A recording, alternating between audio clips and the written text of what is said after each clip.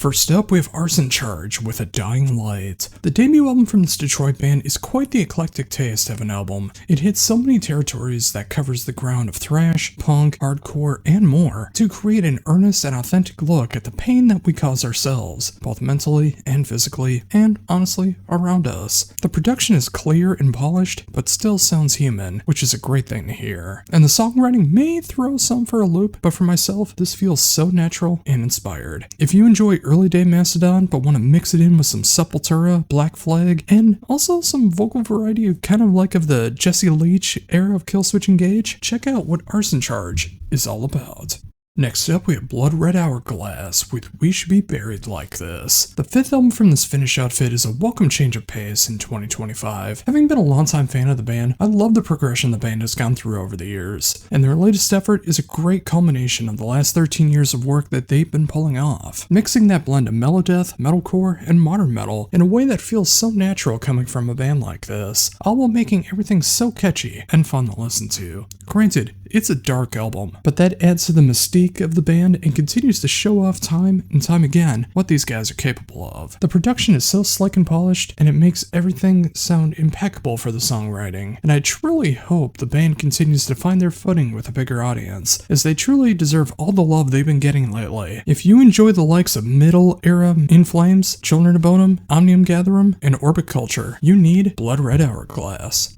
Next up, we have Dissona with Receptor. The latest release from the Chicago prog band is easily some of the band's best, and that is a great thing to witness. The band takes what they do best with progressive metal, and they add so many layers of electronic, industrial, symphonic, and so much more to create a sound that they have truly made their own. The production is off the charts and really makes the songs shine. The songs themselves hit all over the place, from absolutely crushing to some of the catchiest moments that you'll hear in any kind of prog in 2025, yet none of it feels out of place. I can hear as many bands as the likes of Leprous and Vola, as I do bands like Mutiny Within, as I do Symphony X or Persephone. It's a dark whirlwind of a prog album that I couldn't recommend more, and if you need that for the end of 2025, check out Dissona.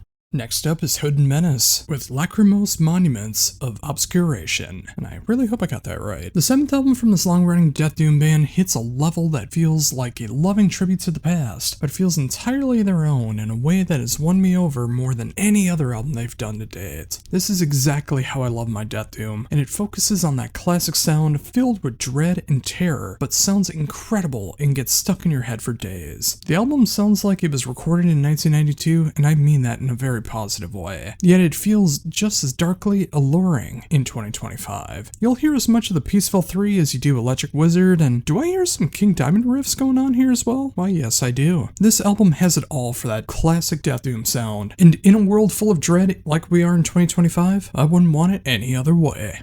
Now we have Michael Schenker Group with Don't Sell Your Soul. The 13th album from MSG is an album that I didn't realize I needed right now, but I'm so thankful it is here for all of us to enjoy. While never straying too far from the path of his previous work, the latest album sounds like a great retrospective of what Michael Schenker has done in the past, but presents a new light to it in 2025. Some songs get quite heavy and have a new wave of British heavy metal feel, others will of course have nods to Scorpions, and others showcase everything else that he's capable of in displaying his very unique style. The production feels vintage, and it's what the music calls for. Also, it is fantastic to hear Robin McAuley make a guest appearance on the album, even if he's not doing all the songs on here. Just hearing those two together again is always a treat. If you want that throwback sound done in 2025 in a way that'll help you escape the modern world, even if just for a little while, Michael Schenker has done it again, and we really, truly needed it. And finally, for brand new albums out today, we have Orbit Culture with Death Above Life. The fifth album from the Swedish band, and second since they broke into the mainstream with 2023's Descent. Orbit Culture has landed on Century Media, and they're taking the world by storm. The music continues to go into the world of some of the most brutal riffs ever laid to record in this style, mixed in with the polar opposite, making it catchy and poppy. And that makes the music feel very user-friendly to a more mainstream crowd, while never losing the integrity of what the band began as in the process. The songs are grand and reward you with something new every time that you give them a spin, and the production couldn't feel more polished if they tried. If you want a band that knows how to channel Gojira, Fear Factory, Metallica, and Scar Symmetry into the perfect earworm of an album, Orbit Culture has done that for you with Death Above Life. They are about to be the new face of metal, and this album may have cemented their legacy. Don't believe me? Just check it out for yourself. And now for everything that I missed along the way, starting with Adon Sky with the Universal Realm. The debut album from this French duo, who both also play in the band King Crown, have created such a fantastic display of power metal for the world to see. This has every trope of the genre that you want, from the grandiose songwriting to the blazing fast speeds, to the production hitting you like a ton of bricks. It's the kind of power metal that reminds you why you enjoy this genre to begin with, and leaves you with a smile on your face from beginning to end. While there's no reinventing the wheel, there's zero need for that in this band. This is straight up power metal to the nth degree. Why would you want it any other way? If you enjoy the likes of Quillian, Skull Revenge, Reinforcer, and The Storyteller, this is made for you.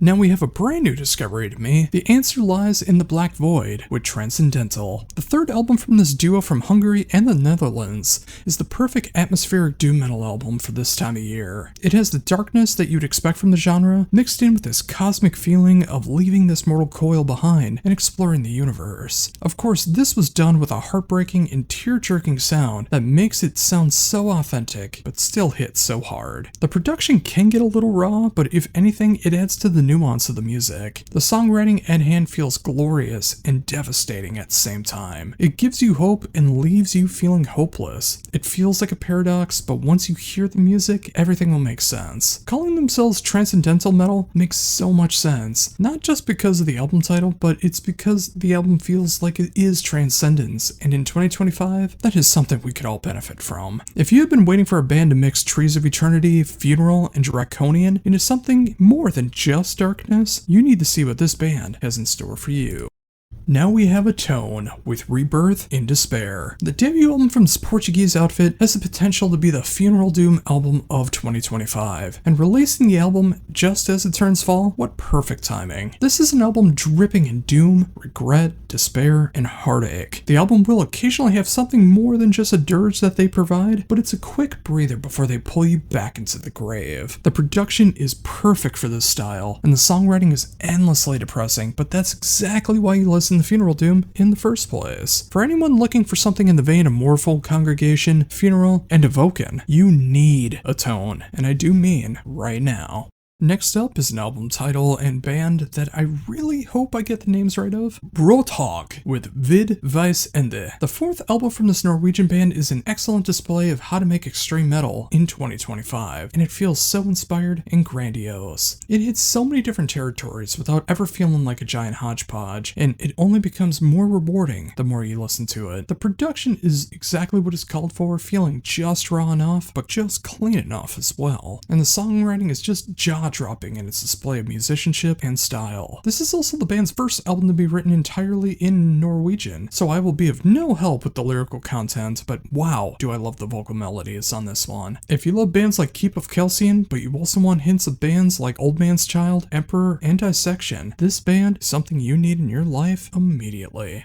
Next up, we have Frost Moon Eclipse with As Time Retreats. It's been a long time since I've heard Frost Moon Eclipse, and I've completely bypassed this album when it came out a few months ago. Thankfully, I have now remedied that situation, and I am loving the 8th album from this long-running Italian black metal band. While they have potentially had this sound for a while, hearing the post-black and black gaze elements in the defined black metal sound that they've established a long time ago is a welcome thing to hear, and it adds so much more emotion to the music, and it makes me want to listen to it all over again. The production is raw, but that's what makes the music effective, and the songwriting, while dark, evil, and haunting, is oddly soothing, and it lures you in before it goes in for the kill. If you enjoy the likes of Nagelfar, but you want it mixed in with Alcest, you need the latest album from Frost Moon Eclipse. It couldn't feel more appropriate right now, and it'll only get better as time rolls on. Here we have Ghost Cries with an album title I am going to butcher, Vrykolikas. I really hope I got that right. The fourth album in 10 years from this Japanese band is so catchy, and it shows so much promise in a genre that desperately needs some refreshing in 2025. Being able to focus primarily on symphonic metal, Ghost Cries knows when to push things a bit more extreme and get into the black metal and death metal aspects to push the delivery and sound even further. It makes everything so much more exciting that way. The production is something I wish sounded better,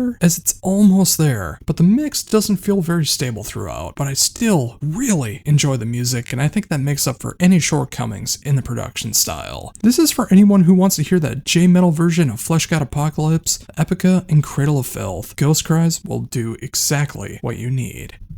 Here we have Jord with another album title I'm gonna butcher, Emellan Trodden. The fourth album from the Swedish band is the perfect album for fall 2025. This album is filled with dread, wonder, and an atmosphere that is unrivaled in its style. The production is top-notch and couldn't feel more appropriate and clear. The songwriting grabs you and will not let go until it's over, mixing this doom and black metal side into perfect disharmony that feels so rewarding every time you listen to it, but will leave you in a state of despair. At 9 songs and just a little over 50 minutes, this is the kind of album that gives you just enough to satisfy the need for the sound, but still will leave you wanting to hear what comes next. This is for anyone who enjoys the likes of Fires in the Distance, Krigsgrav, Atrust, and Tarfod. Seriously, if you love doom and black metal mixed together, you need Jord. Next up, we have the Judas Kiss with The Mere Cracked. What an intriguing band. The debut album from this British band feels like the perfect blend of goth rock from yesteryear and today. There's so many moments that will remind you of bands like the Sisters of Mercy, Bauhaus, a 2000s mix of bands like Within Temptation, and a more updated sound of bands like Ghost, all done in a way that feels authentic and shows the diversity that goth rock has had for over 40 years now, and the grand impact that it still has today. The production is fantastic and allows you to hear every single layer with ease. All these songs are endlessly catchy and done in a way that feels like a different yet relatable approach to what Oceans of Slumber has been doing for the last few albums. If this sounds like something that you would dig, trust me, you will. Give the Judas Kiss a proper shot. Now we have Rage with A New World Rising. First, let's just rip the bandage off right now. I also hate seeing AI in album artwork, but I will say at least Rage tries to use it for the purpose of the album's themes, of manipulation, and the use of AI to take over the world. In every other aspect, this is one of the best Rage albums to date. The band feels so refreshed and inspired in a way I didn't think would be possible after 28 studio albums. All 11 songs on here are so full of life and ridiculously catchy, but it also includes an additional intro track and a re-recording of Straight to Hell to close out the album, so leaving it at 13 tracks. It also feels very tight at 47.5 minutes, and despite the dystopian feel of the entire album, it will still put a smile on your face, and it feels so good when you listen to it as a Rage fan, new or old. If you're not turned off by the AI cover art, you really should give this one a proper listen. It's one of the most catchy and thought-provoking power metal and heavy metal albums of 2025. Here we have Sundrowned, with another album title that I think I'm going to butcher, Higambana. The sophomore album from this Norwegian band hits hard and leaves a lasting impact. Combining the post-metal and sludge metal aspects of their sound with just the right amount of post-black feels like a balancing act, but they nailed it in every conceivable way. Feeling like a mix of Cult of Luna meets Alcest is not an easy thing to achieve, but every time I spin this album, it becomes more and more rewarding as I listen to it. The production is pristine for the style, and the songwriting couldn't work better in context. Everything feels like the perfect balance, and if you love this kind of genre bending, Sundrowned has you covered. If you were even the faintest bit interested in post-metal and post-black, give this band your proper attention. Now we have Surrender the Crown with Travails. 5 albums into this German band, it's my first foray into them, and they've given me such a gut punch that I never would have expected, hitting that perfect balance of hard rock, heavy metal, and alternative to create a sound that is universal appeal with all killer and no filler. Sometimes you just need a good, solid, hard rock album to take you on a whirlwind of emotion, and that's what happens here. And I am, of course, specifically talking about the song We Need You Here. That's what sealed the deal for me, and if you know anything about my life, you know how much I need a song like that right now. The fact that this band isn't playing on your local FM hard rock station here in the States is a pure travesty. If you need a band that channels Alter Bridge, Wearing Scars, and just the faintest pinch of In Flames, check out Surrender the Crown. Next up, we have The Switch with No Way Out. The debut album from this international band featuring members from Canada, Sweden, and the UK is the perfect love letter to the mid to late 80s sound. The whole album feels like a soundtrack to an 80s movie you haven't seen, but now you really want to. That 80s flair, the songwriting, the atmosphere, the right kind of electronics, and the impeccable musicianship win me over time and time again as I put this one on. The production is pure 1986 in all the right ways. At 10 songs and almost 47.5 minutes, I can't really sell it better than that. If you love 80s AOR, melodic rock, you will love The Switch. Go check them out immediately. Now we have Thormesis with Nevertheless. The 8th album from this long-running German band is my first foray into the band, and wow, do I wish that I've heard them sooner. This is such an emotional wreck of an album that I can't get enough of. It hits in ways that I simply wasn't expecting, and will leave me wanting more. So much of this album focuses on somber melodies and harmonies that will occasionally hit into more extreme territories, which opens the door of what the band is capable of. Honestly, this is one of the most accessible albums of this style of black metal that I've ever heard. At 8 songs and almost 40 minutes, this feels like the perfect starter album for anyone who's looking to discover this kind of black metal and the true power that it holds. If you're looking for something in the vein of Amiensis, Finterforst, and Der Weg einer Freiheit, Thormesis is something you need to check out right now.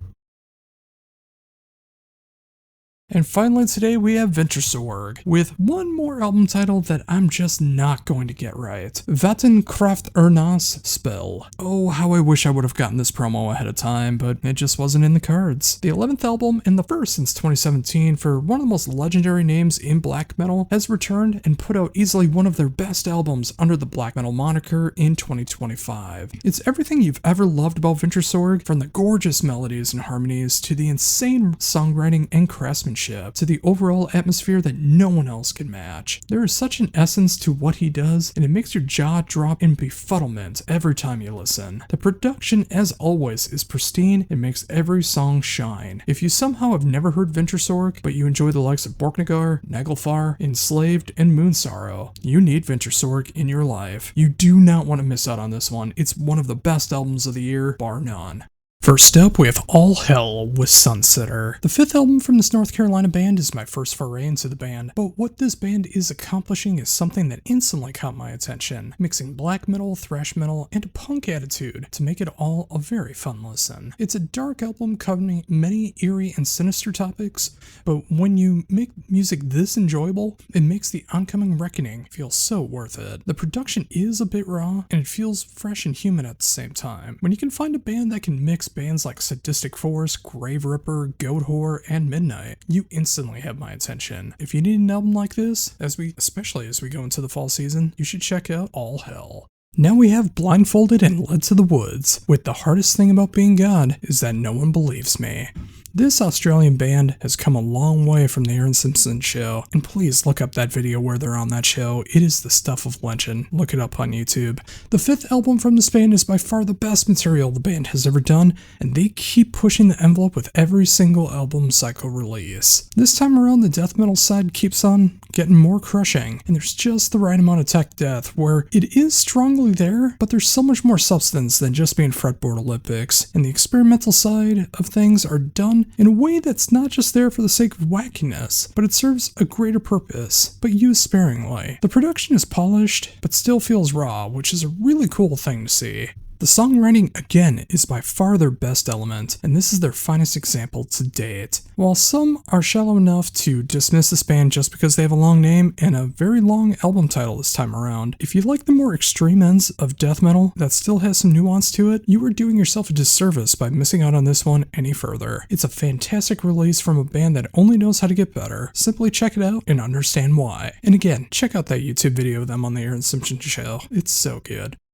Here we have the band Dead Heat with Process of Elimination. Crossover thrash is my favorite subgenre of thrash, and bands like Dead Heat remind me why I love it so much. There's so much fire and intensity behind this one, while still showing the occasional moments of melody and harmony that make the music more than sheer aggression. This is how you make the music work with dynamics, as the heavy sections sound so much heavier, and the melodic moments, while fewer in comparison, give you a welcome change that you may not find in other bands of this style. The album feels like it was recorded in 1987, and I mean that as a big compliment. For anyone who needs a band in the likes of Power Trip, Enforced, Inhuman Nature, and just enough of early day suicidal tendencies, Dead Heat will be your new obsession.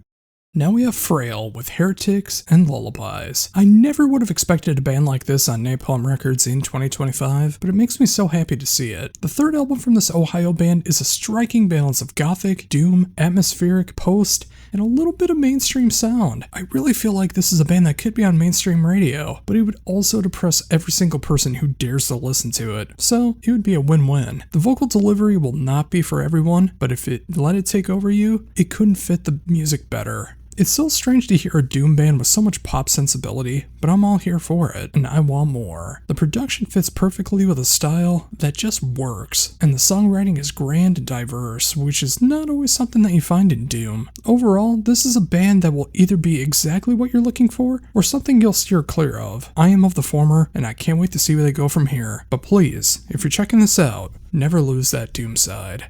Now we have Sangui Sugabog with Hideous Aftermath, the death metal band whose name is hard to say, but captures the heart of every death metal fan who listens to them, is back with their third album, and it's easily their best yet. Focusing even further into the death metal side, and the more brutal death metal side, but with those unexpected moments of those left of center moments, well, at least for the genre anyway, is a cool thing to see. It's nice to see a band that isn't just brutal for the sake of being brutal, and there's so much more substance here than ever before. The production is easily their best, and for better or worse, depending on your taste, that snare ping is still mixed in there, but it's way lower than for the most part, but still present when they get into breakdowns. Personally, I think it's better when it's mixed down and not a distraction. The songs feel like a band that is maturing and playing to their strengths, and if you want a band in this style of death metal and you've never heard them before, think of bands like 200 Stab Wounds, Frozen Soul, Undeath, and others, and you start to get an idea of what this band is all about. This is a band that continues to rise further and further into the death metal scene. Check them out and see if they're for you.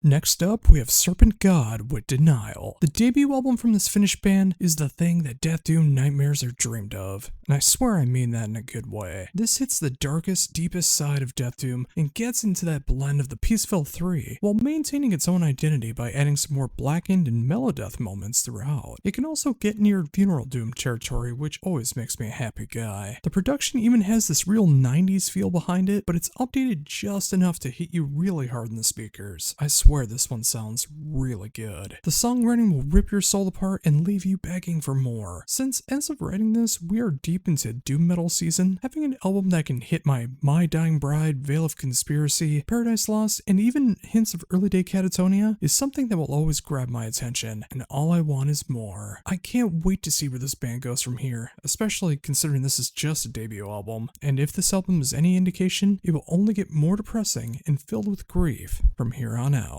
Next up is a band name that I know I'm going to get wrong, and I deeply apologize for doing so. Terzij de Horde with Our Breath Is Not Ours Alone. I love it when a band can push boundaries of what music genres can be, but also do it in a way that feels like they're creating something new. That's what this third album from this Dutch band has accomplished, mixing the volatile aspects of hardcore and the darkness of black metal to create a type of post-black that feels like it can channel Krallis, Altar of Plagues, and Integrity all at the same time. It's also an album that makes you think and gives you some introspection. You don't always get that from these styles, but I'm happy to see it here. That's 7 tracks and 40 minutes plus. This is a full-on assault of the senses, but it also gives you just enough breathing room before you get pummeled again. If you want to hear how to properly meld hardcore and black metal together, you need this band right now.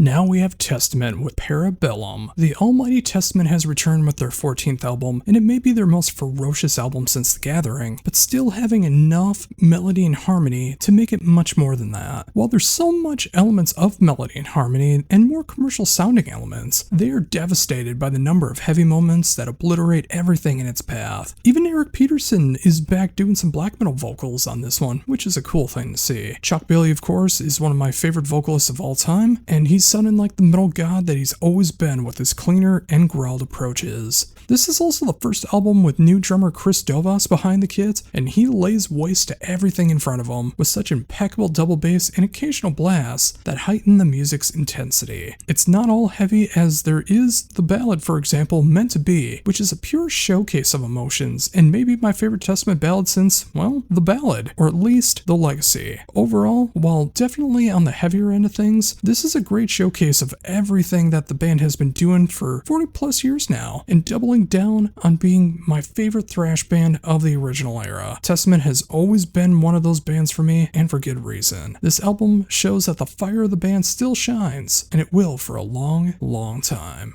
Here we have Ultra Raptor with Fossilized. Sometimes you just want a super fun speed metal and heavy metal album made by a band that knows exactly who they are and what they're trying to achieve. That's exactly what you get with the sophomore album from the speed metal band based out of Quebec. This is pure 80s flair in the best of ways, and they are not shy about it. Everything from the pure adrenaline, the maxed out speed, to the mid-tempo headbangers, and of course that incredible vocal range, to the outstanding and memorable guitar solos are here, and they just hit you more and more as you listen to it. It's everything that makes you remember why speed metal and heavy metal rules. 10 songs, almost 41 minutes, and pure, unadulterated fun. For any fan of Exciter, Skullfist, Rage, and Early Day Running Wild, this band is a must-hear. Check them out before you get fossilized. Sorry, I needed to do something cheesy here, so now I'll take a bow and move on. And now we have Warrant with the speed of metal. And no, not that Warrant. This is the German band Warrant, and you know, it's kind of obvious why not as many people have heard of them compared to the American band. Why? Well, this is the band's third album in 40 years, so yeah, that'll tend to do it. All that said, it is awesome to hear what this legendary band is doing again, and I'm glad that they're back and putting out some of the best speed metal of 2025. While this album does get cheesy, I mean, just look at the title. It's my type of cheese, and I can't get enough of it. And as I keep spinning this one, it gets more and more fun every time that I listen to it. The production is authentic and clear, which is always preferred, and the songwriting is pure 80s, but updated just enough for 2025. It's just everything you want as far as speed metal. If you have missed this band, but you enjoy the likes of Rage, Riot, and Gravedigger's early work, you need Warrant, and I would say it's warranted. Sorry for the pun, I promise that's the last one this week. And now for all the music that I missed along the way, starting with a band name that's either pronounced Brevine or Brevine, with an album title that I know I'm not going to get right. Lhotse, L-H-O-T-S-E. The debut album from the Swiss post-metal band comes off a recommendation from my social media, and I am so happy that I came across it. There have been some great post-metal albums this year, but this one is truly something else. This band has this pure talent of mixing my favorite sounds from The Ocean, Cult of Luna, and Isa to create a band with 4 tracks, almost 41.5 minutes of dark, heavy, and devastating music that has substance, heart, and I dare say triumphant moments all throughout this album. The production couldn't be any better for the style, and songwriting, while grandiose, doesn't lose itself in the process, and it's still very accessible. It only gets better with every listen, and when you discover something new every time, like you do on this album, it's a great time. This is a post-metal album that makes you appreciate what works in the genre first, while still giving you a brand new spin on the genre that it needs. This thing rules, and if you love this genre, but you want it bigger and grandiose, you need to check out what this band is all about. Here we have Ceremony with Solitary Bleed. This is sadly an album I've been waiting to get to on here since June, but I'm finally getting to it now, but it's not for a lack of trying. It's just the sheer volume of albums that I cover week after week, and some fall through the cracks. But I'm so happy I was able to keep this one, as it is a killer display of how to make a death metal album with orchestration, but not make the orchestration the whole identity. It's done in the right spots and only heightens the dynamics and the intensity of everything surrounding it. It's a death metal album first and foremost, but it's almost more than that. The production is slick and polished, especially for an album of this style, and the songwriting is so brutal with its heaviest moments, and it's haunting with its orchestration. If you enjoyed the latest album from Wrath of Belial, you should be in love with this one, but just add in a little sprinkle of Flesh God Apocalypse and Dimmu Borgir for good measure. This is a band that may take its sweet time making a new album. This is the Dutch band's third album in 32 years after all, but as they say, quality over quantity. Next up, we have Crucible with Hail to the Force. Keeping this one short and sweet, the debut album from this Danish band is what you need to get into speed metal for time and time again. While there's plenty of thrills, there are no frills, and you are left with 10 tracks, almost 37.5 minutes of classic speed metal. It has everything from the full guns blazing speed, the over-the-top guitar solos, and of course those soaring vocals, but it also has this devil-may-care attitude that makes the genre stand the test of time. You know what you're getting into with this one, but that's exactly why you listen to speed metal time and time again. For those who enjoy Speed Queen, Rising Steel, Star Force, and Hellstar, you need Crucible. Next up, we have Draenei with Gods of Stone and Water. Sadly, this is another album that I've waited way too long to cover, as this also came out back in June, but hey, I'm finally getting to it now, and it deserves the recognition. The sophomore album from this French band combines the right elements of pagan metal, folk metal, and hints of power metal to create a unique sound that will intrigue you and entice you from beginning to end. It has everything you would expect from the folk metal side of things, but nowhere near the cheesiness that can happen from the genre. It has the pagan metal elements that most mostly are associated with black metal, but it's done with more authenticity, and these hints of power that you wouldn't normally expect from this style of music, but it makes it that much more impactful. It's a quality blend of genres with a bit of a raw production style, but I think it works in their favor. If you want a band that knows how to mix bands like Helveti, Fintroll, and Rhapsody of Fire, check out Draenei.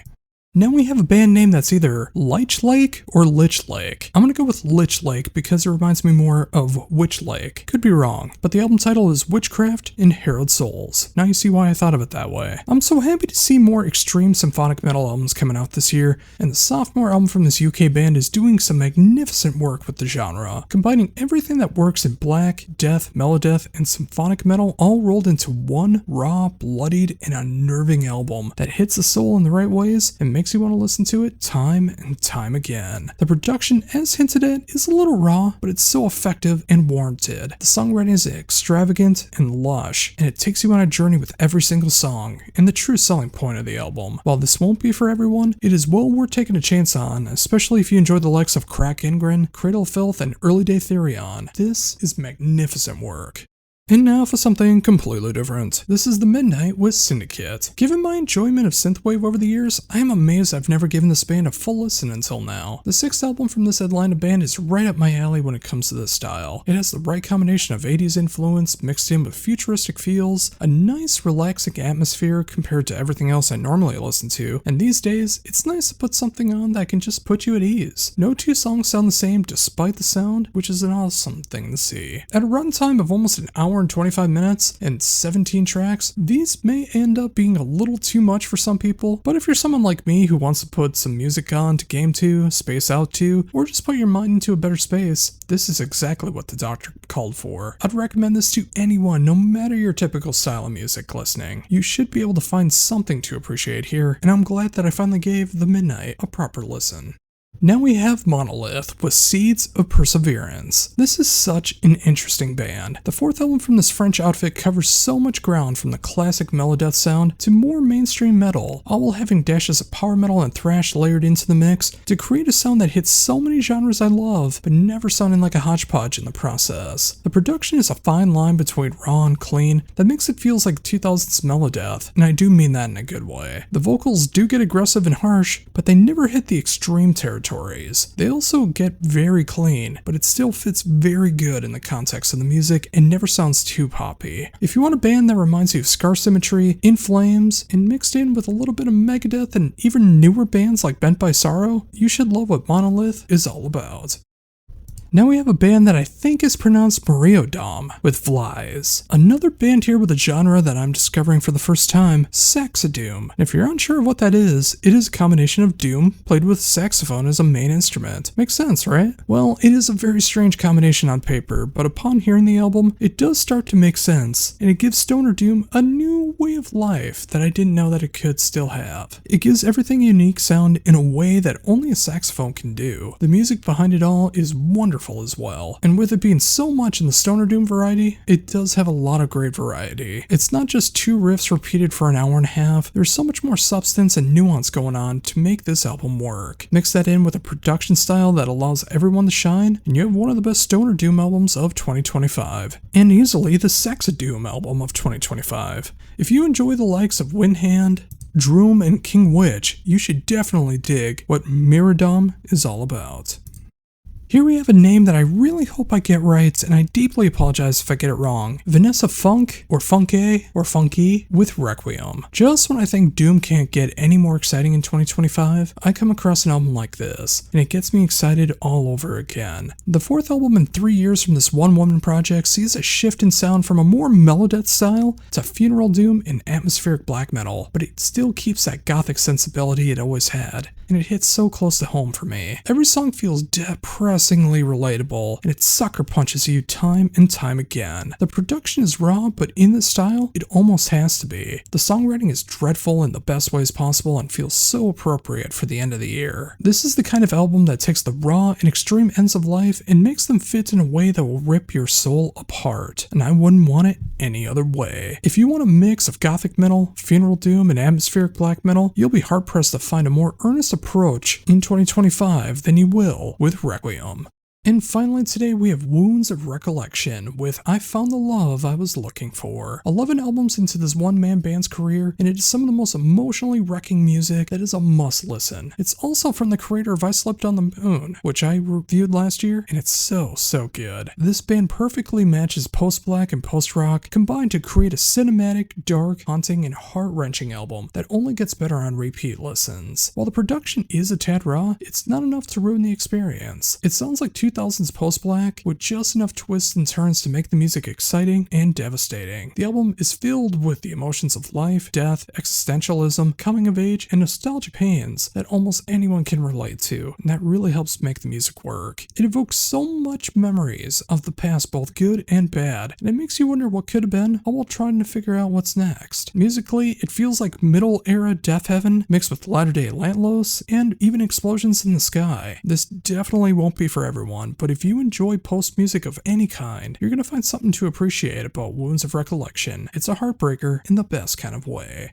First up is one of my favorite albums of the year, bar none. It's an abstract illusion with The Sleeping City. The third album from this mighty Swedish band has Album of the Year written all over it. It's the perfect blend of atmospheric and progressive death metal that they perfected on their previous album, 2022's Woe. This time, however, they incorporated some 80s synth elements in just the right spots to make the album feel just a bit more haunting. There's a bit more clean vocals this time around, which I know is make or break for some people. For me, I think it just simply works. The production is top notch and the songwriting is simply made for someone of my taste, hitting so many dynamics and not afraid to expand when necessary. This is a long, ever-expanding music that knows how to play with your musical senses. If you enjoy the likes of Niamh Lascaris, Witherscape, Tomarum, and Bellacore, this will be one of your favorite albums of the year as well. Now we have Age of Ruin with Nothing Man. 5 albums in 25 years from this DC band has led to arguably the band's best work to date, hitting this fine line of the catchiest moments of 2000s metalcore with just the faintest bits of 90s melodeath to make an album that stretches the early day 21st century sound and updates it just enough for 2025. The production hits hard and satisfies with the songwriting being dynamic and evolving from song to song. If you have a bias towards 2000s metalcore, you're probably going to want to stay clear of this, but if you enjoy the likes of Darkest Hour, 36 Crazy Fists, and Paradise Slaves, you'll find something to enjoy about Age of Ruin. It brings the past up to the present in a way that feels natural and very much needed. Now we have Biohazard with Divided We Fall. I never thought I'd get the opportunity to cover a promo from Biohazard, but 13 years after the last album, the band is back with their 10th album and easily some of the band's best material. It reminds me so much of the early day sound that they had, but just updated enough for 2025. While there are some sludgier and groovier moments on the album, so much of this album feels like the 80s hardcore, crossover thrash, and punk done in a way that couldn't be more needed in today's age. The lyrics are as relevant as ever, and the music just makes someone, even like me, want to jump into the pit. The production is just so slick and polished for the style, and it hits you so hard, and the music more than calls for that. This feels like such a great callback for all those who want the old school days, but with a 2025 life experience. It's not a pretty look at modern society, but it's a very much needed one. But if you've ever dug Biohazard, you're going to enjoy what's going on here with Divided We Fall. Next up, we have Erdling with Mana. The 7th album from this long-running German band hits so many things that I like on the dark side of industrial music, and it only gets more addictive with every repeat listen. It can get quite catchy and poppy, but it still maintains this dark aura, more metal aspects that make the music rewarding, and it's so satisfying. No song overstays its welcome, with the longest song just being 2 seconds over 4 minutes, and at 11 tracks, it feels like this album just flies by. While I don't speak German, so I can't speak to lyrical content, I do love the vocal melodies and harmonies that are going on here, and they truly help sell the music. If you wish Rammstein was a little more heavy, with more double bass, guitar solos, and genre bending, or if you want a band that's closer to bands like Stallman or Knockblut, this should be right up your alley. Give this one a proper listen and enjoy. Next up, we have Awoken with Medasium. 7 albums into this New Jersey Funeral Doom band's catalog, and they may have put out their magnum opus. This is a masterpiece of how to achieve Funeral Doom greatness. The slow, dirge-like tempos, the tomb opening style growls, the power of every single note mattering almost more than the previous one, and so many more rewarding elements of this style are achieved throughout 8 tracks that are almost an hour and 3 minutes in length. The production, handled by none other than than Bumblefoot. Yes, that Bumblefoot sounds absolutely massive and kinda gives me a remastered album feel originally released back in 1994, which I think is an incredible thing. 2025 has been a great year for the slim but valuable genre of funeral doom. Evoken has taken that to heart and has released one of, if not the best album of the genre in the 2020s. If you dig Mournful Congregation, Ahab, and Esoteric, check out Evoken, and I mean immediately. Next up, we have Grail Knights with Forever. I'll never forget stumbling upon this band's fourth album, Calling the Choir, back in 2014, and being a fan ever since. While there have only been 3 albums since then, including this one, the band knows how to channel their balance of not taking themselves seriously and putting out fun music for people looking for fun, and taking themselves seriously enough to make competent music. In the silly side of power metal, that is a hard thing to do, but they have so much to offer. The songs are excellently made, trimmed of any of the fads, and leaves you with an album that will more than hold your attention for all 11 tracks, and a bonus version of ABBA's Super Trooper as well. The production fits perfectly with the music and truly makes everything shine through the darkness. If you're looking for bands like Twilight Force, Nanowar, Steel, but done through a superhero gaze, Grail Knights have been putting out killer album after killer album for 21 years now. Maybe not the biggest name of the genre, they are the scrappy underdogs that you can rely on with every other superhero and power metal has been defeated. Send out Grail Knight Signal now and check them out. Now we have Grave Ripper with From Welkin to Tundra. The sophomore album from this Indianapolis band is sure to capture that dark magic of everyone who enjoys black and speed metal. The band has that particular aura to them that hits that black and speed metal elements perfectly, while adding just enough thrash elements to make them stand out amongst the rest of the genre. The songs go through so many twists and turns in an eerie and haunting style, but never long enough to feel meandering. The album comes in at 10 tracks and 33 minutes and 33 seconds, so there's no time to dilly-dally on this one. The production is phenomenal and has one of the most authentic and pounding styles done in this style all year, and again, that songwriting is just impeccable. If you dig the likes of Hell Ripper, Toxic Holocaust, and Early Day Skeleton Witch, this may be one of your favorite albums of 2025. Now we have Human Fortress with Stronghold. The 7th album in 24 years from this long-running German band is a killer display of what epic power metal can still be in 2025. While maintaining that grandiose sound, the band channels everything from powerful ballads to heavy mid-tempo stompers,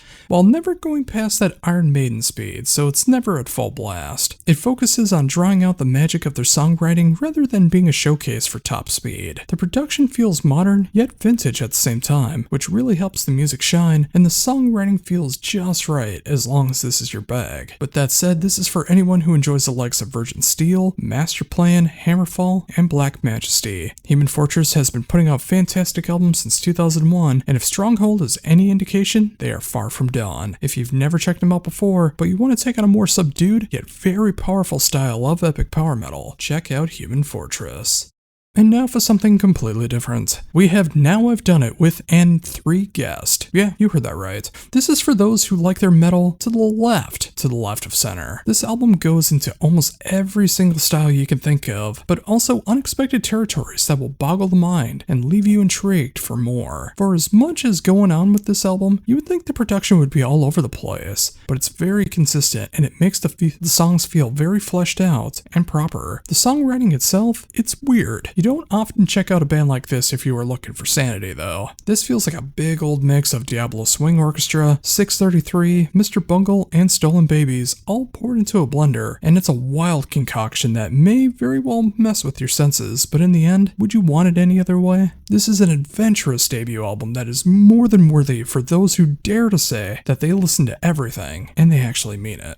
Next up, we have Sabaton with Legends. Arguably the most popular power metal band in the world, Sabaton is back with their 12th album, and it feels like a welcome change of pace. Don't get me wrong, they have their signature sound intact, and they have zero reason to ever change it. I mean, come on, look how big of places they're playing now. But thematically, the music is grander than ever before. Rather than focusing on 20th Century War, which has been predominantly their bread and butter until now, the band is tackling full-on world history, with some of the most, well, legendary legendary names in war, and hitting their stories with that Sabaton twist. You will hear more unconventional moments throughout as well, but it's nothing that takes away from the fun history lessons the band has been doing for 21 years now. The production is pristine and exactly what you want from the band, and again, the change-ups in topics makes this album feel grander and easily one of the best Sabaton albums to date. I have been waiting for an album like this from the band for a long time, and it's been a bit since I've received a Sabaton promo. I'm so happy I got to check this one out and let you know that there is a familiar yet new fire under the band, and makes me quite excited for the future. If you need that, check out Legends from Sabaton.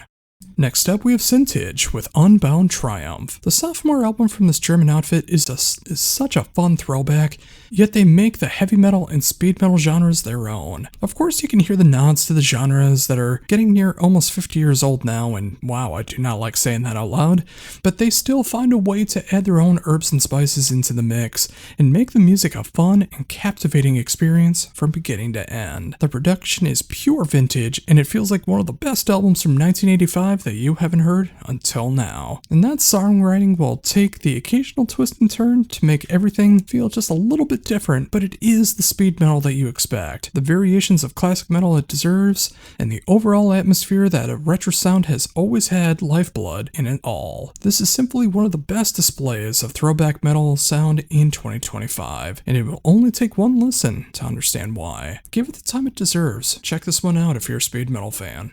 Next up is Tribal Gaze with Inveighing Brilliance. The sophomore album from this Texas band is some devastating death metal, no matter your taste of the genre. It has this perfect blend of throwback and modern at the same time. I can hear as much Morbid Angel and Severe Torture as I do 200 Stab Wounds and Gatecreeper. The songwriting takes that Morbid Angel approach where it can be as brutal as anything else, regardless of the tempos involved, and the vocal delivery is one of the heaviest and most distinct that I've heard in this genre all year. This is an interesting hybrid of old school and new school that instantly grabs my attention and makes me continuously check out the genre to see what's next. Tribal Gaze is doing some superior stuff with their sophomore album. Check it out and see what I mean.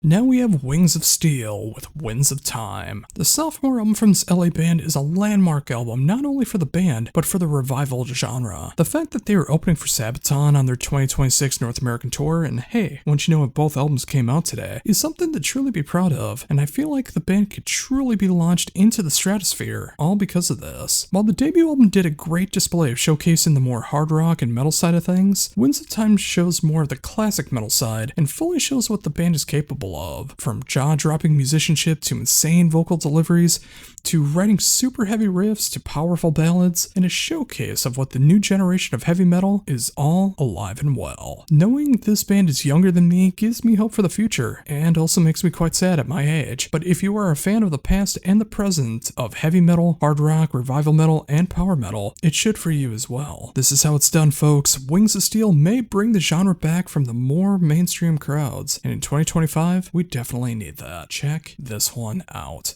And finally, for brand new music out today, we have Wretched with Decay. While they have only had 5 albums under their belt since 2009, Wretched has been an underground staple that has vastly improved with every single release, and with that said, this is by far their best material. Hitting all the extremes that you would want from death metal, the band has matured and written some of the best music of any genre of death metal in 2025. They can hit near doom metal territories, they can get into some deathcore breakdowns, they hit the melodeath and tech deck elements with perfection, and none of it feels like a hodgepodge of sound. It just feels like Wretched. The production is devastating, which is exactly what the music needs to be effective. Considering vocalist Billy Powers is back for the first time since 2010, it showcases where the band was and where the band is now, and both sides shine from the abyss. If you want a band that can channel the Black Dahlia Murder, Revocation, Arsis, and Doth, but still have room to make their own flavorings and sound, Wretched is a band that is more than worthy of your attention. This is one of the finest examples of the style done in 2025, and after you hit play, it won't take much convincing to show you why.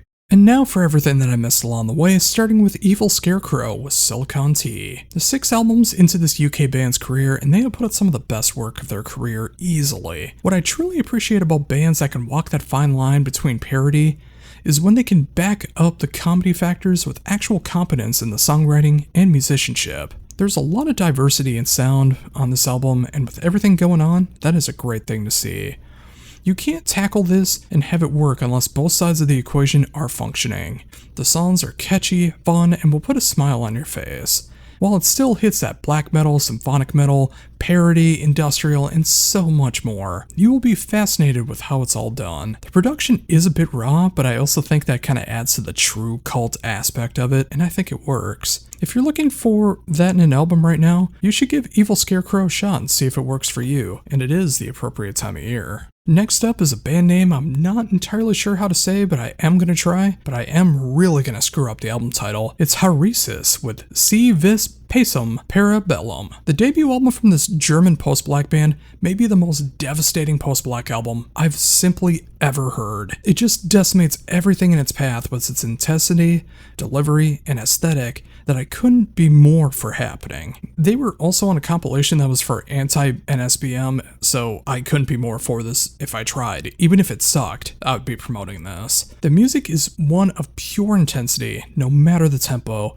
and it will hit you like a ton of bricks with one of the best sounding productions I've ever heard in post-black, ever. This reminds me of Keep of Kelsey and started making post-black. Or if you enjoy the likes of Dervig, Einer Freiheit, White Ward, or Atrest, you are going to love this band. Seriously, one of the most devastating post-black albums I have ever heard. Now we have Rotting Demise with the Unholy Veil of Silence. More extreme symphonic metal is here in the form of this sophomore album from this German band. With their debut album being very much of the brutal death metal variety, this album feels like a huge tonal shift, but I think it's done in the right way. It still hits those elements of death metal, but it's so much more symphonic and blackened at the same time. The production feels so much better as well, and the music is definitely more up my speed. And the songwriting has progressed, and it's far stronger. You can still hear elements of brutal death metal, but it's more of a spice rather than the full meal. This is such a huge step up for the band, and I hope they keep going in this direction, as it feels quite untapped these days, or at least underused in 2025, and they're doing such an incredible work in the process. If you need that as well, check out what this band is doing with Rotting Demise. Now we have Zapata with Veins. The third album from this Finnish outfit is creating some quality work, and I'm all here for it. Mixing the heavy end of stoner doom that sometimes gets sludgy, sometimes gets proggy, but always maintains that heavy sound, and it has some impeccable vocals that will sucker you in and holds your attention for all 6 songs and 39 minutes. Each song feels like a separate journey, which is my kind of stoner doom, yet it fits together all in context. The production is some of the finest that I've heard in any style of doom that I've heard in 2025. And if you've been digging the latest albums from The Answer Lies in the Black Void, Maridom, or Mesa, you should check out what Zapata has to offer. This is some quality work. Now we have Cinder with Tower of the Sun. This is such a captivating piece of prog on the heavier side of things. Mixing progressive metal, progressive death metal, post-black, folk, and more. The sophomore album from the Skullet City band captures so much of what I love about this style of music and rolls into one complete package that I simply can't get enough of. Some songs will give you an Egglog meets Death Heaven feel, others feels like it's straight off of Porcupine Tree's In Absentia before going into full post-black territory. Others feel like the perfect blend of Opeth and Dan Swano worship, and wouldn't you know it, Dan Swano actually did the mix on this album. While this may seem like a hodgepodge of sound, I assure you, it's not. Every note has a purpose, every song hits ridiculously hard in its own way, and if you want a band that knows how to showcase what the heavier and extreme ends of what progressive metal can be, and counterbalance it with that classic prog sound, check out what Cinder is all about. And finally today we have Stormbreaker with Enlightening. The debut album from this Finnish band is so catchy, and it's so hard not to get suckered in by it. Hitting so many catchy elements of melodic metal, symphonic metal, and groove, it's a winning combination for what they're doing. From the dual lead vocal approach to the excellent songwriting, to the modern production that feels so slick and polished in just the right ways. This is a band that can take what they do and make it huge if all the stars align. Feeling like a mix of Amaranth, Beast in Black, and Gorgira, this is a band that will grab your attention, and they have more than earned that right. If this is just their debut, I can't wait to see what their sophomore album is all about, and I feel like they're going to explode in popularity. Let's see what comes next. First up, we have the Acacia strain, or the Acacia strain? I think it's the Acacia strain, with You Are Safe from God Here. The 13th album from this long-running Massachusetts band continues to plow through everything in its path, with almost the entire album, 11 out of 12 tracks, hitting that deathcore and hardcore mixture that they have been known for so long, and the longest song running at 2 minutes and 50 seconds. But it's that final song being nearly 14 minutes, and showing off their new sludge and doom side that they've been doing over the past couple years. Most of their breakdowns are dangerously close to the sludge doom genre anyway, so it's really cool to see them actually embrace this side of the band while still doing the deathcore and hardcore stuff. The production is brutal and absolutely crushes you, while the songwriting showcases both sides of the band to the best of their abilities. Also, it's great to hear Brody King, arguably my favorite AEW wrestler, and Colin Young of Twitching Tongues doing some guest duties on a particular track. Overall, this is an excellent display of genre bending of two different styles that equally hit you so hard. If you've never checked out the band, this is a great starter piece to see if they are your bag. Next up, we have Adept with Blood Covenant. Literally just got this promo as I was writing up this week's list, but upon hearing it, I had to include it. The 5th album and first in 9 years from the Swedish band instantly caught my attention, and it's strange that there are so many elements in here that are not usually my bag. There's some new metal elements on here on occasion, and anyone who knows me, that is my least favorite heavy genre, but it is more than counterbalanced by the progressive, metalcore, and mellow death elements that feels so fresh and inspired with all the flair that they add to it. Also, the lyrical content just hits me way too hard, and it couldn't feel more cathartic to hear, and honestly, it's needed. The music is infinitely catchy, and with the production style, I wouldn't be surprised if this ended up on FM rock radio at some point. If you dig the likes of Miss May I, Bless the Fall, Downswing, and Woe Is Me, you should check out Adept. You just may need that cathartic listen as well. Now we have Bergfried with Romantic 3. The third album from this duo from both Australia and Hungary is such an intriguing and engaging album. Feeling like a grand mix of Enforcer and early day Meatloaf is something I never would have expected, but it works incredibly well. It can get fast, heavy, and intense, but then it'll turn around and give you this classic rock pop section that feels like it comes out of nowhere, but it couldn't fit the music any better. The production is vintage in all the right ways, and everything sings triumphantly in the process. This is an album that may go under the radar for some, but it deserves more than that kind of fate. Give this one a proper listen, no matter your love of classic rock and metal, and you will find something to love about Bergfried. This is how you pay tribute to the past and show that it's still relevant in 2025. Next up, we have Bonginator with Retro Death. Sometimes a death metal band just needs to put a smile on your face and remind you of the good times, and maybe show that life doesn't need to be so serious. The sophomore album from this Boston outfit is the perfect blend of death metal, the occasional hardcore and metalcore riffing, and 80s throwbacks that anyone in the millennial age group will make smile from ear to ear. The references go from Retro Cop to Teenage Mutant Ninja Turtles to the Lost Boys. They even got Tim effin' Capello of the Lost Boys to do some saxophone at the end of the album. That is worth the price of admission alone. This is an album that is a fun trip for those that love the niche of death metal, 80s nostalgia, and retro synthwave. The production goes from 1987 to 2025 depending on the bit of the song, and it works flawlessly. The songwriting again is not meant to be taken seriously, but it is done with confidence and competency to make this more than just a gimmick. The music rules, the band rules, and Bonginator deserves your love. Even if you don't love death metal, check out the album and hear the references and go, hey, I remember that. Sometimes we need the break from the reality that is 2025. Next, we have Born Divided with Chronicle of a Shipwreck. The sophomore album from this Canadian band hits so many levels that I'm looking for in this style of music, mixing genres of progressive death metal, melodeath, black metal, and more to create an atmosphere that is unrivaled in sound and warrants instant replays. From the extreme sound that goes back and forth between brutal and melodic, a band like Neav Lascaris, to the orchestration of a band like Symphony X, to the melodeath moments of a band like Scar Symmetry. It's a winning combination, and while their debut album was a fantastic release, this is where the band is truly shining and proving that they are here to stay. The production is human and full, and the songwriting never goes overboard in self-indulgence, but it still shows off all the tricks of their trade. Overall, this is a band that can go so far if the right people hear it, and maybe you are that right person. Chronicle of a Shipwreck is more than worthy of your time. Give it a shot right now.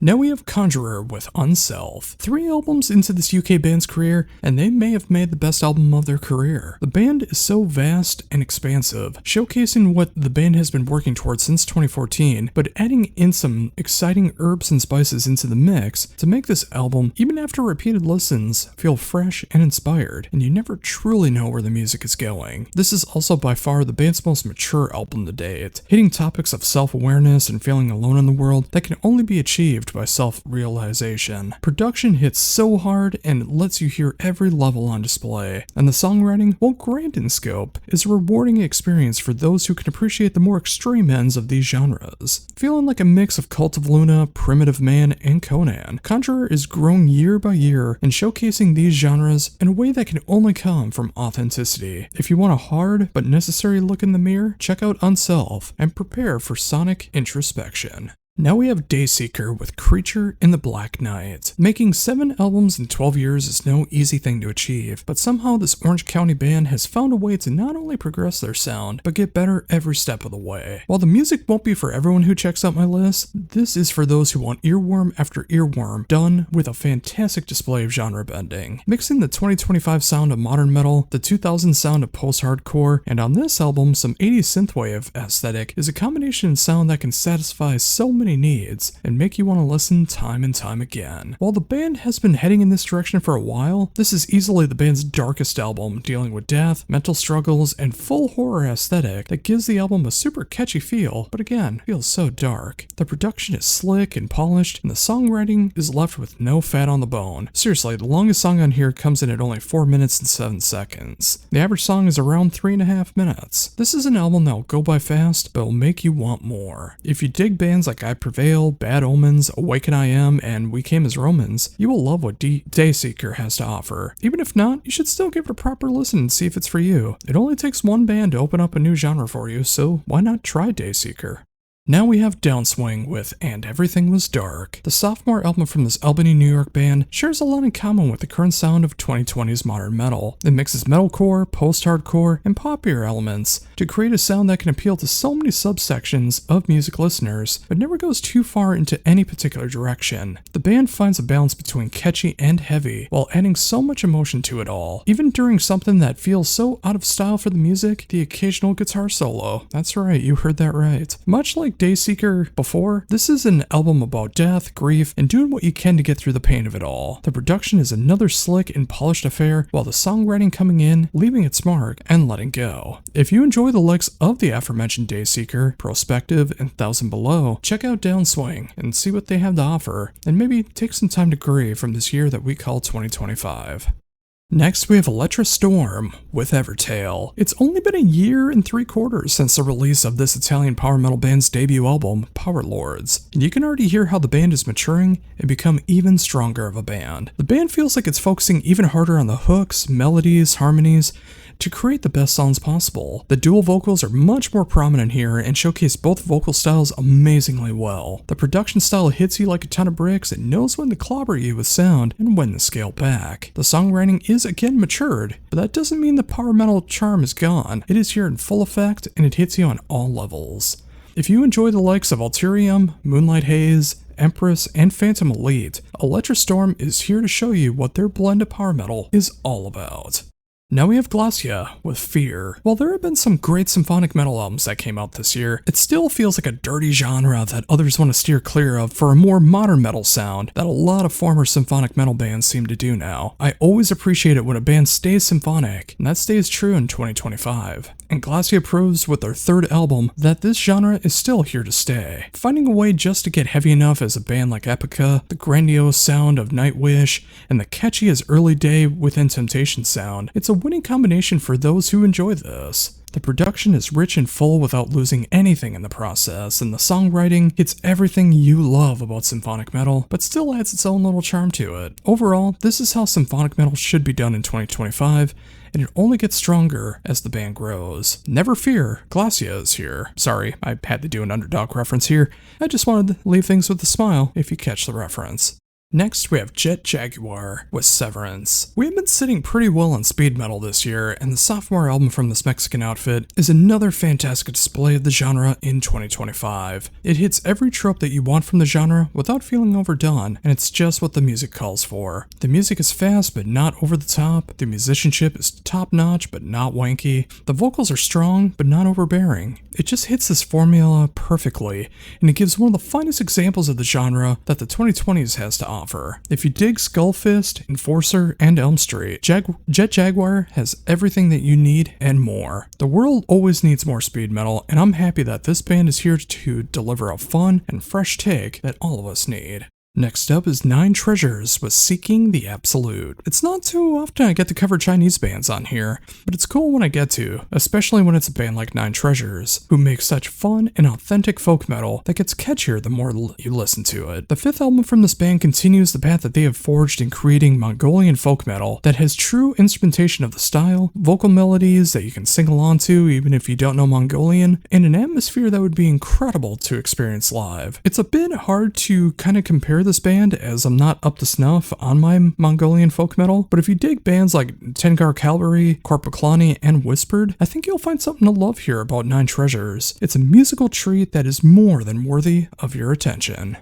Up next is Our Oceans with Right Here, Right Now. Whether that's a Jesus Jones or a Ghost reference is up to you. The third album from this Dutch outfit, born out of the ashes of one of my favorite prog metal bands, Ex Vivius, shows the more expansive and experimental side of the band, and they've really gone out of their way to make this the least heavy album that they've ever done. No two songs sound the same, and it covers a lot of ground in the progressive, post-rock, and especially experimental landscapes. The music can hit heavy, but it's far from the purpose of the album. This is an album that's all about the atmosphere, and it takes you on a journey you simply don't see coming. The production hits in all the right spots and continues to show why things like fretless bass work so well in the prog style. The songwriting is for those who are adventurous in their musical taste and can hit the softer sides of Cynic, which, if you didn't know, Robin and Timon were both in Cynic for a while, to the more atmospheric and jazzier moments of bands like Lux Terminus, to even a band like Ocean Size, which I haven't thought about in years, and I really need to spin them again. Overall, this is a musician's album, and you won't find much for earworms or FM-friendly moments here. But if you like your music left of center, proggy, and atmospheric, you're going to find all of that and more with Our Oceans.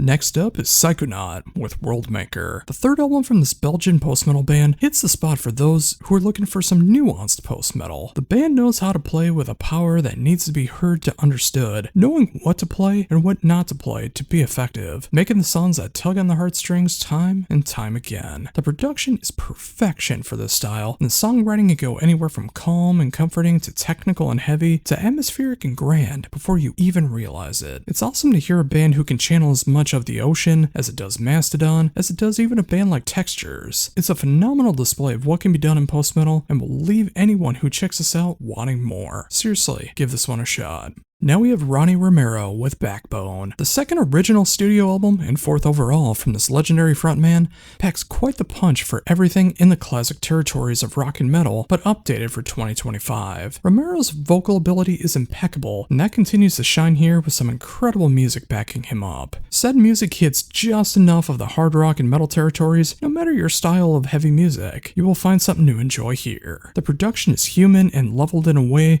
where you hear everything, and it sounds so pleasing to the ears. The songwriting is of that late 70s, early 80s sound, but done in the right ways, feeling like a great balance between Vandenberg and Rainbow, which he has totally perfected over the years. If you have ever dug Ronnie Romero and you want to see what he's all about, this is a great starter album if you're not initiated, but also if you're a longtime fan, you need to check this one out. Sometimes that's exactly what you need.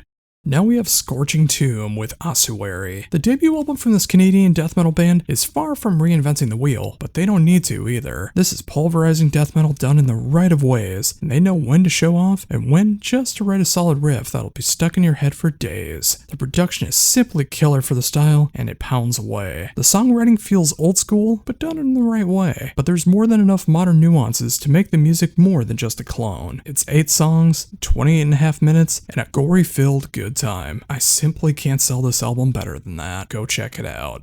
Next up is a band name that I think I'm going to get wrong, but I am going to give it my best shot, Shiraz Lane with In Vertigo. The fourth album from this modern AOR band is for a particular subset of people who want to check out my reviews. This is not for everybody, but hear me out. I can already say that the vocals will not be for everyone, and they are an acquired taste. Thankfully, they fit my taste, and I really think they fit the sound. This is the AOR and melodic rock genres if they were invented in the 21st century. There's everything that you'd expect from the genre, but there's so much more experimentation going on here. No two songs sound alike, and it's from the chord progressions that you don't normally hear, to the left of center genre bending, to moments that'll make you turn your head in befuddlement, but it's also done in a good way. The production is exactly what needs to be here, and the songwriting, while experimental, has no fat on the bone, and every note played here has a purpose. The closest comparison I can make is a band like Reckless Love, but if you also enjoy the likes of Crazy Licks, Treat, and Santa Cruz, give this band a proper shot. Now we have Soulfly with Chama, or Kama, I think it could be pronounced either way. The 13th album from the legendary Max Cavalera feels like everything that has made the band last all of this time, but they're still offering some brand new goodies along the way. If you love the tribal aspects of the groove metal sound, that's here on full display. If you love the balls to the wall thrash and near death metal elements, of course that's here as well. But the music also comes with some experimentation and hints back to the past that makes this album feels like it goes through so many satisfying twists and turns, and also looks back on the Soulfly catalog. While not nearly as heavy as Totem was back in 2022, it doesn't need to be. This is more well-rounded musically, and the lyrical content more than makes up for the intensity. The production is classic Soulfly, and it's layered in all the right ways. Overall, if you want to see where the band is in 2025, they have more than excelled at bringing the past and the present to the future. If that's how you like your Soulfly, that is here on full display. Give this one a proper spin if Soulfly is your bag. And lastly, for brand new albums out today is Them with Psychedelic Enigma. Continuing the story of KK Foster comes the fifth album from this horror metal band, easily the band's heaviest album to date. While the aspects of the original Merciful Fate and King Diamond Worship are still kinda here, especially in the storytelling, to update the story, the band has been updating the sound as well, and it goes further into the future by adding a 90s power thrash twist to the music that they've done before. The production feels like pure 90s as well, and I do mean that in a good way. Musically, the songwriting does go all over the place, but so does the story. I'm not going to ruin the story here, and it might sound weird to describe what Psychedelic Enigma is all about, especially if you don't know the previous 4 albums, but I just recommend you check out the entire band. This may be the most polarizing album the band has done to date, but it makes a huge statement of where they are now and hints at what may come next, and I can't wait to see. But if you like power thrash, especially 90s power thrash with a theatrical twist and a riveting horror story to tie it all together, the latest album from them is more than worthy of the bill. Where will they go next? I'm not entirely sure, but I'm chomping at the bit to find out both musically and thematically.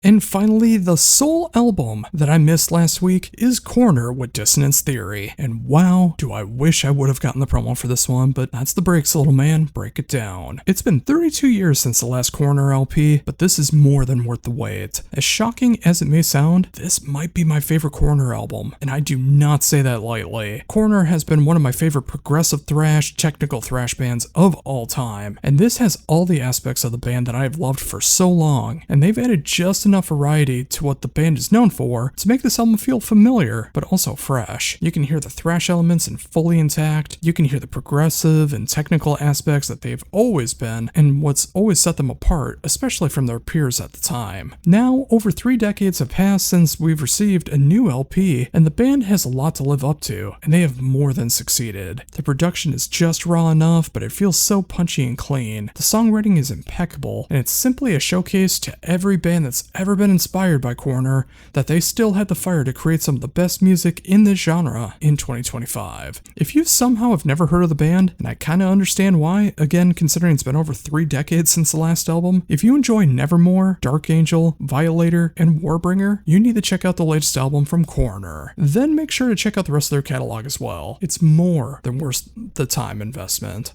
First up, we have Aquila with Sentinels of New Dawn. The sophomore album from this Polish outfit is everything you love about new wave of British heavy metal, from the vocal tones to the fast-paced riffing to the near speed metal tendencies that you come to expect from the 21st century aspects of the genre. What makes the band stand out is the thematics of the band, focusing on sci-fi, making what feels like a retro future aesthetic that really should appeal to a lot of people looking for something in this style. The production is vintage and feels just modern enough to have some punch to it, and the songwriting, while feeling grand in scale, never overstays its welcome. This is a fun, all guns blazing affair that any classic metal fan should enjoy. If you're looking for something like this, give this one a spin. Next up, we have Archaic Thorn with Malicious Spears. The sophomore album from this German band is pure, unadulterated 80s death metal. While you will hear a bit more melody and harmony than you would for other bands in the genre, both of the classic era and what's going on now, don't think that means that the music is any less death metal in any way. With its visceral attack, this makes for some of the most well-balanced death metal I've come across all year. While the production is raw and primitive, that is clearly by design. Imagine Morbid Angel if they did more melodies and harmonies, or if Hate Eternal wasn't nearly as technical, then you would have Archaic Thorn. If you want some OSDM sound, but just different enough, this will be for you. Now we have Avatar with Don't Go in the Forest. Full transparency, I've never actively checked out Avatar until this year, and I'm actually pleasantly surprised. I may have heard a song or two in the past and not realized it was them, or completely forgot that I've listened to them.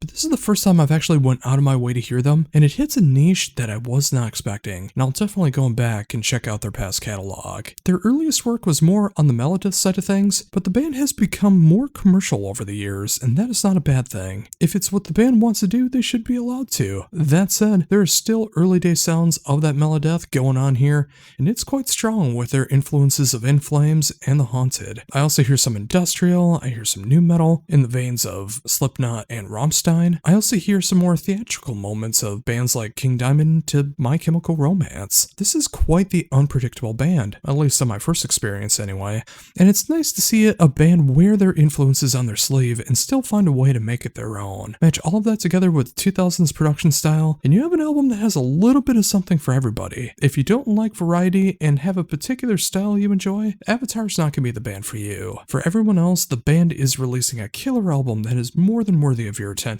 Even if you're like me, checking them out for the first time.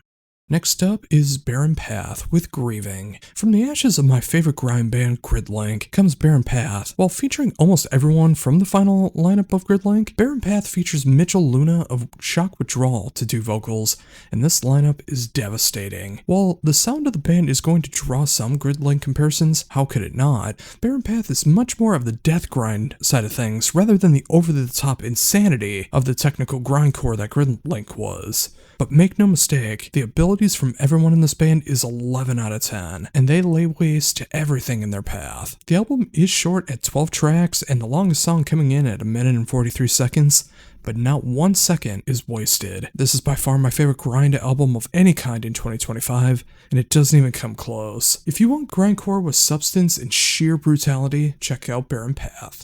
Up now we have Burned in Effigy with Tyrannus Eternum. In a combination of sounds I've been waiting for all year, the sophomore album from the Chicago band takes the best elements of neoclassical musicianship and melodeath tendencies to make a band that feels sophisticated and heavy. It what feels like a grandiose mix of Ex Mortis, the Black Dahlia Murder, and Revocation. Burned in Effigy has created an album that hits so hard, from its riffs to its attacks to its themes, and they have made an album that could easily stand the test of time. I wish more bands were more focused on this side of metal, where you can write compositions that feel like a symphony would have written centuries ago, but still have it feel relevant today. The production is exactly what it should be, and the songwriting more than carries its weight in gold. This is easily for anyone who wants to hear something on the more extreme end of things, but wants it done in a way that even a classical composer could sit down, listen to, and appreciate what they hear. Don't let this one go under the radar. This album rules, and you deserve to hear something this good in all its glory.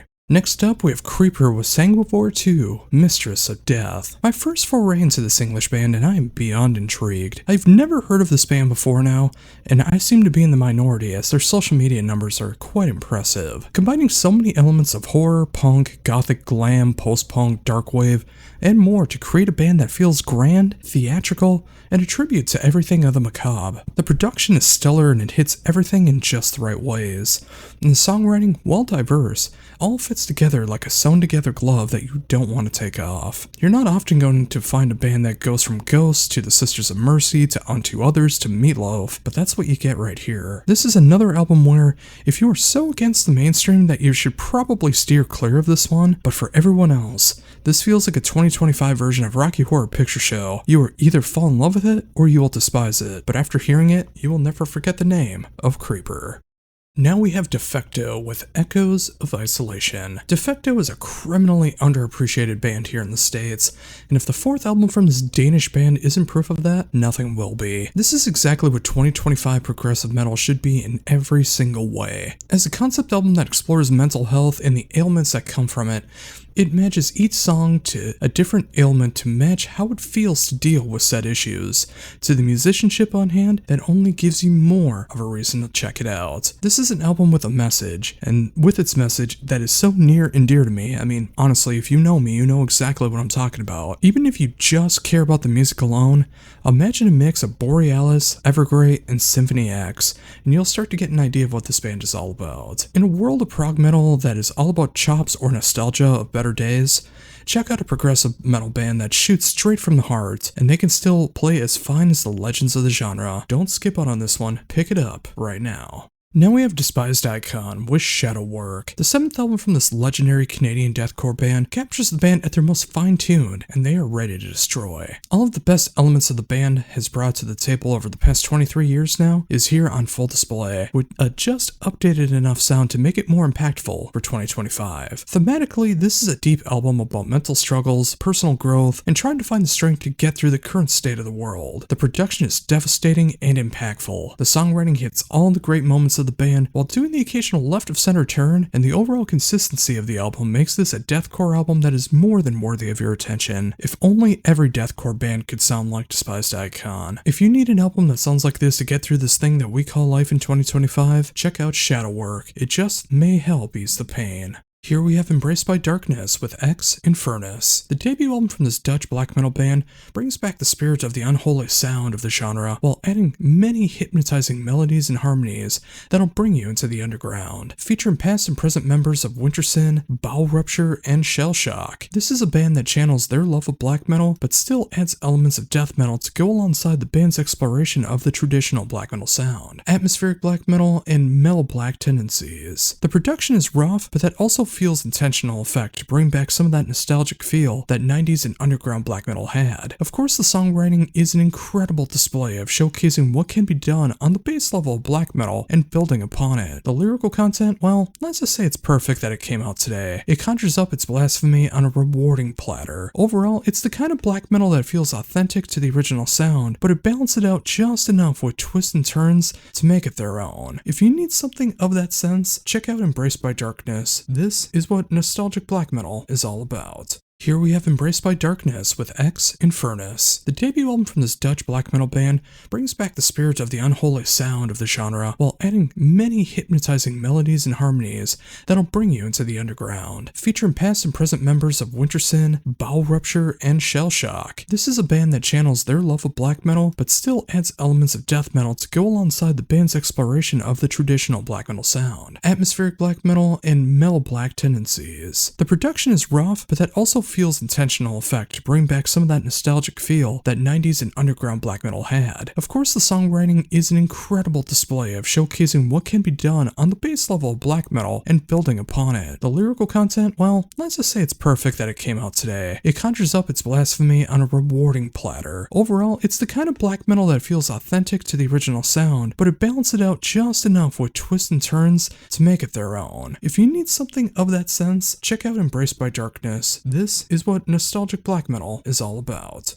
Now we have Lunatic Soul, or Lunatic Soul if you want to be the correct pronunciation of this, with The World Under Unsun. The 8th solo album from Marius Duda of Riverside is a hard-hitting double album that captures your interest from beginning to end. It's the kind of album that, if you enjoy the music, hits hard with its message, and for that style of music, it's quite heavy. All of the albums to date have been connected conceptually, too long to get into a blurb review like this, but it's a dark story of both introspection and the world around us. The World Under Unsun is the final album of the story, wrapping everything up but still going as a flashback, as this is non-linear storytelling. The music never goes into true progressive rock or metal like Riverside has done, and it keeps to a more broad approach to the music. It has everything from pop, to synthwave, to ambient, to world music, and is showcased here in some way, but it still all fits together. The production on this one is rich and grand, which is essential for this style, and the songwriting feels like this grandiose mix of adventure, and that's just for this double album alone, let alone trying to connect it to the previous 7 albums. This won't be for everyone, and arguably not even for some Riverside fans, but if you like to get out of your own heavy boundaries and just appreciate some deep music that pulls at your heartstrings, this band has all of that and more. As the music is non-linear, you can start with any album if you never have before, but just know what you're getting into ahead of time. And hey, why not start out with this one if you've never checked them out before? It's an incredible ride.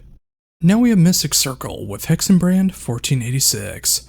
After releasing a nearly complete covers album, with a couple original songs along with it, Germany's Mystic Circle is back with their 10th LP, and it's a cool thing to see. Following their legacy of ups and downs and course correction in genres and more, the band is back in 2025 with their blend of mellow black and mellow death to create an album that has their perfect release date of Halloween. The production is just raw enough without sounding cheap and clear enough to hear everything that's going on. The songwriting is inspired and haunting from track to track. The band has always been one of those bands that has been around but never talked about enough like their peers, but they deserve to be. If you enjoy the likes of Old Man's Child, Theatre des Vampires, and Nagelfar, you need Mystic Circle. Put this one on tonight for any trick-or-treaters, and if you're going to a Halloween party, put this on to set the mood.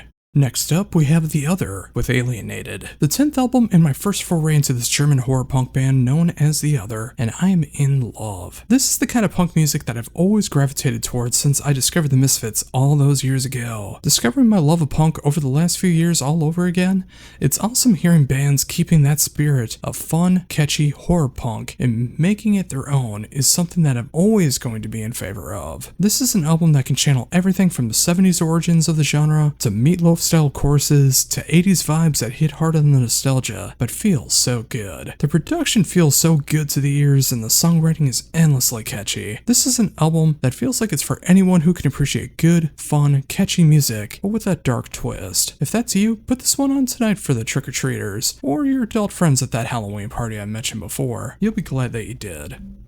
Now we have Outlaw with Opus Mortis. You would think this would be some kind of country western type music in the vein of Desperado, right? Especially with a name like that? Wrong. This is the 4th album from this Brazilian turned German band, and they have embraced the dark side of black metal even more so with Opus Mortis. This hits everything that you love about 2nd and 3rd wave black metal, but done with their own nuances and style. The production feels like 1995, and the songwriting matches it in the veins of Dissection, Necrophobic, and Blaze of Perdition. While not reinventing the wheel with the genre, they don't need to. It's authentic and filled with dread like any classic black metal should be. If that's what you need right now, check out Outlaw and what they're all about and see if they are for you.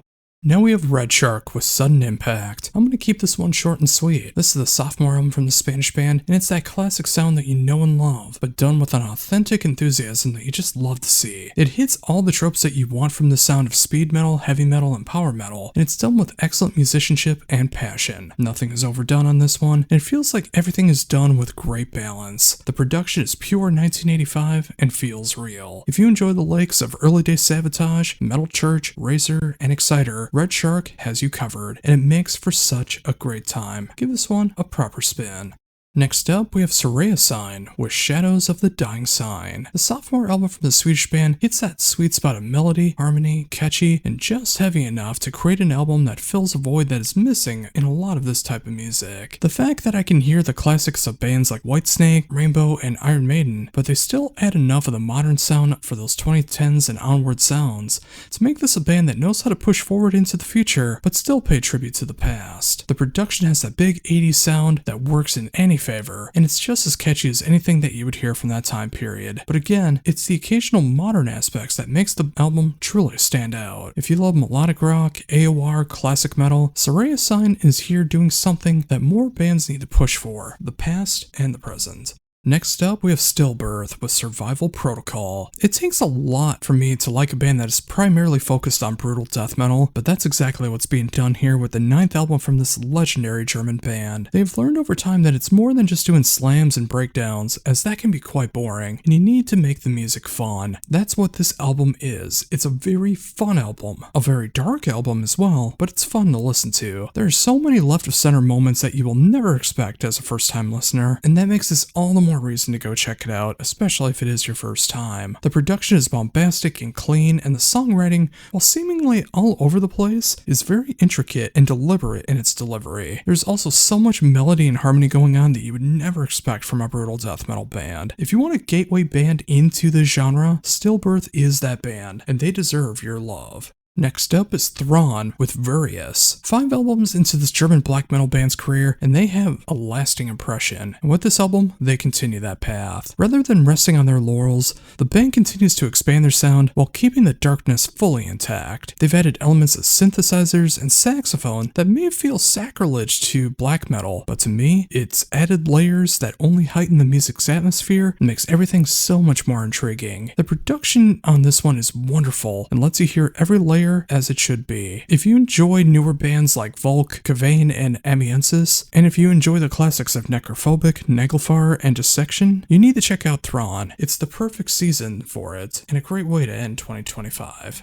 And now for everything that I missed along the way, starting with Angel Rising and the Fall of Tel Nefera. The 4th album in 5 years from this French one-man band is a heavy whirlwind of an album. At 9 tracks and almost 35 minutes long, this feels like the perfect length to come in, destroy, and leave you wanting more. The album covers so much ground as well, from near power metal elements to death thrash to more modern and groove metal elements. The band feels like a mix of Sepultura, Gojira, Gamma Ray, and Death. It's a very distinct sound, and not many bands are going to tread on this variety and pull it off. The production gives this early day Death Sepultura sound, especially that late 80s sound, feeling like something made in the mid 80s, while occasionally having more of that modern production sound as well. For some, this will be a rough listen. For others, this is exactly what they've been waiting for. Regardless, this is a wild ride of an album and not for the faint of heart. If you need a combination like this in your life, check out Angel Rising.